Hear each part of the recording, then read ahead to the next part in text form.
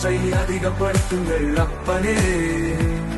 மனிதர்களுடைய பாவத்தை நீக்குவதற்கு புண்ணியம் மட்டுமே.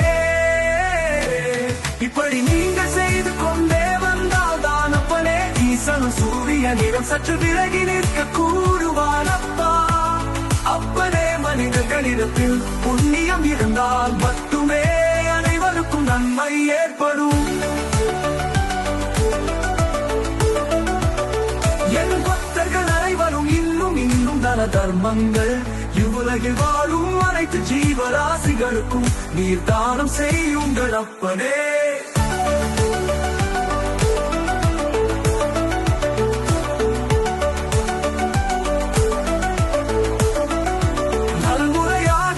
அனைத்து ஜீவராசிகளுக்கும் உதவிட வேண்டும். பாதசாரிகளுக்கு நீர் மோர் வழங்குதல், அன்பத்தை அளித்தல், இது போன்ற புண்ணிய காரியங்களை செய்து வர வேண்டும். நீர் தானம் பெறும் புண்ணியம் அப்பா.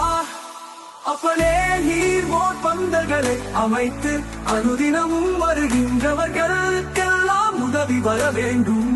அவர்களது மனம் மகிழ்ந்தாலே உங்களுக்கு புண்ணியம் பெருகும் அப்பா.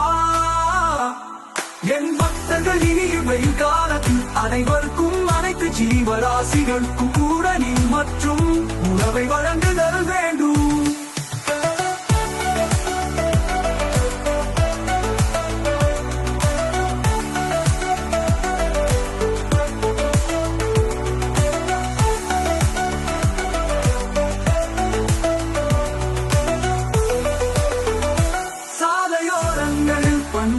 அமைத்து நீர் மோர் மற்றும் நீரில் வெள்ளம் இட்டு துளசி இட்டு இவையன்றி கூட வேப்பம் கொழுந்துகளை இட்டு அனைவருக்கும்